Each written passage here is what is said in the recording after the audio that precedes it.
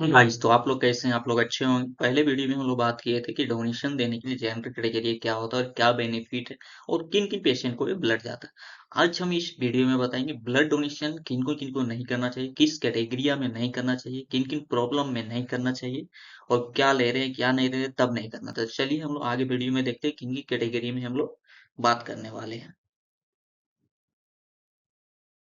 तो इसमें से पहला हम रखे हैं ऑप्शन कोल्ड कफ यानी ऑल सिम्टम सबसाइड, यानी आपको सर्दी खांसी या कोई एलर्जी है, जब तक आपका एलर्जी आपके बॉडी में है, जब तक आपको सर्दी खांसी है तब तक आप नहीं दे सकते। यदि मेडिसिन ही लिए हैं तो, यदि मेडिसिन लिए हैं तो 72 घंटे के बाद आप दे सकते हैं। अस्थमा अटैक यानी अस्थमा अटैक जिसको आता है वो कभी भी ब्लड डोनेशन नहीं दे सकते, क्योंकि उनकी लाइफ का वो बहुत बुरा दिन होगा। यदि वो परमानेंट डेफर है, यदि अस्थमा अटैक है, झूठ बोल के वो डोनेशन देता है तो उनको बहुत प्रॉब्लम हो सकता है। मेजर सर्जरी यानी जो सबसे बड़े सर्जरी करते हैं वो 1 साल तक नहीं दे सकते, और माइनर सर्जरी यानी 6 महीने तक। रिसीव ब्लड ट्रांसफ्यूजन यदि किसी पेशेंट को यदि ब्लड चढ़ा है और वो हेल्थी है, पूरा ठीक हो गया, पूरा हेल्थी, तो वो जब ब्लड ट्रांसफ्यूजन है उसके 12 मंथ के बाद ही वो दे सकते हैं, क्योंकि 12 मंथ के अंदर वो जो ट्रांसफ्यूजन हुआ वो नहीं दे सकते। ओपन हार्ट सर्जरी यानी जिसका सर्जरी हुआ, हार्ट का सर्जरी हुआ, चाहे ओपन हार्ट हार्ट का सर्जरी तो ओपन ही होगा, तो ओपन हार्ट सर्जरी हुआ है वो कभी भी नहीं दे सकता ब्लड। और यदि बाय मिस्टेक देता है तो उनको हार्ट अटैक का संभावना ज्यादा है। कैंसर सर्जरी यानी जिसके लिए कैंसर सर्जरी हुआ है या तो कैंसर है, वो परमानेंट डेफर है, क्योंकि कैंसर का सिम्टम कभी खत्म होता नहीं।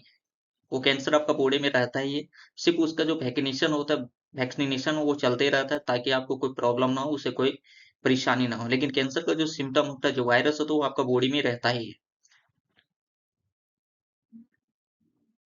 अब आठवां ऑप्शन है टूथ एक्सपेंशन, यानी कोई भी दांत का सर्जरी करवाया है या फिर लगाया है, निकलवाया है, तो वो 6 मंथ तक नहीं दे सकता है। ठीक है।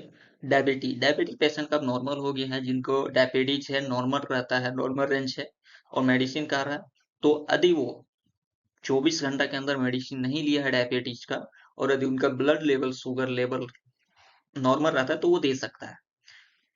ठीक है। और यदि 6 मंथ के अंदर कोई मेडिसिन चेंज नहीं हुआ है तब दे सकता है। ठीक है। थायराइड इशू यानी जिसको थायराइड, चाहे वो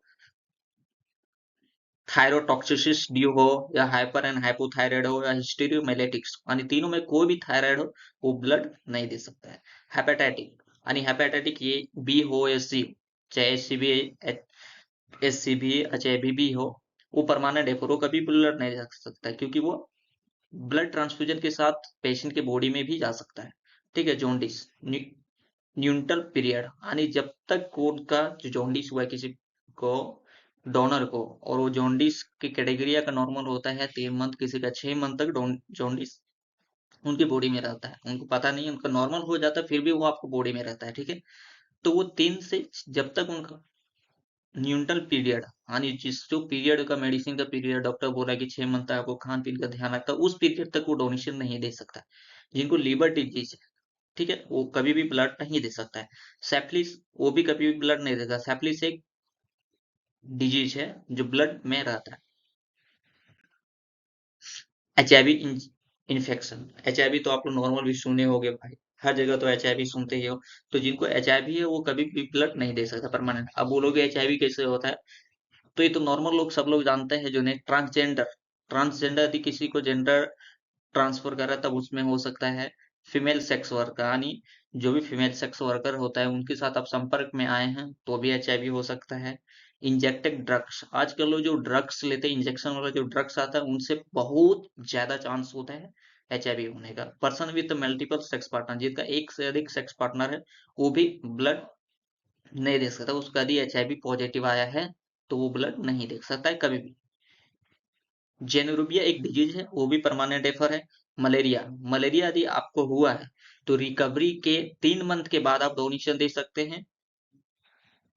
टाइफाइड, टाइफाइड हुआ है तो रिकवरी के 12 मंथ यानी 1 साल के बाद दे सकते हैं। झूठ बोल के आप लोग कभी ब्लड नहीं दीजिएगा, क्योंकि भैया वो किसी पेशेंट को जाता है। अरे आपको लगता है कि मेरा पेशेंट को जरूरत है, मुझे 2 मंथ पहले, 6 मंथ पहले टाइफाइड हुआ था, हम झूठ बोल के नहीं हुआ था, हम दे देते हैं।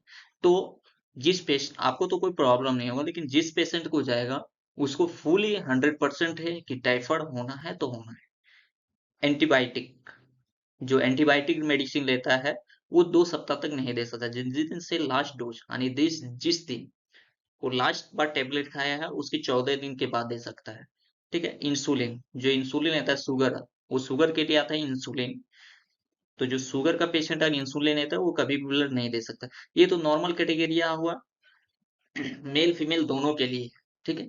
और फीमेल के लिए कुछ स्पेशल केसेस हैं जिसमें ब्लड डोनेशन नहीं देना चाहिए, वो हम देखते हैं।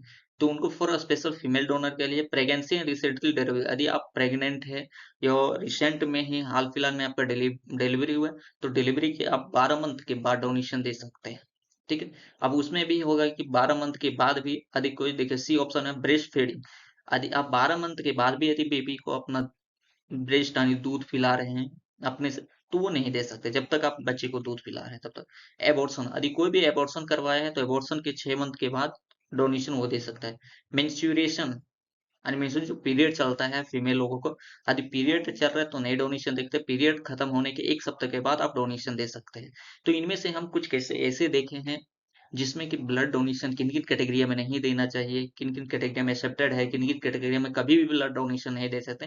तो ये हुआ। यदि आप लोग इतना जानने के बाद भी यदि झूठ बोल के डोनेशन देते हैं, तो आपको तो कोई प्रॉब्लम नहीं हो, लेकिन जिस पेशेंट को जाएगा उनको फुली रिएक्शन और जो आपके अंदर जो डिजीज़ है वो उनको होना कंफर्म है। यदि आपको वीडियो अच्छा लगा है तो शेयर करें, लाइक करें और कमेंट करें। Thank you.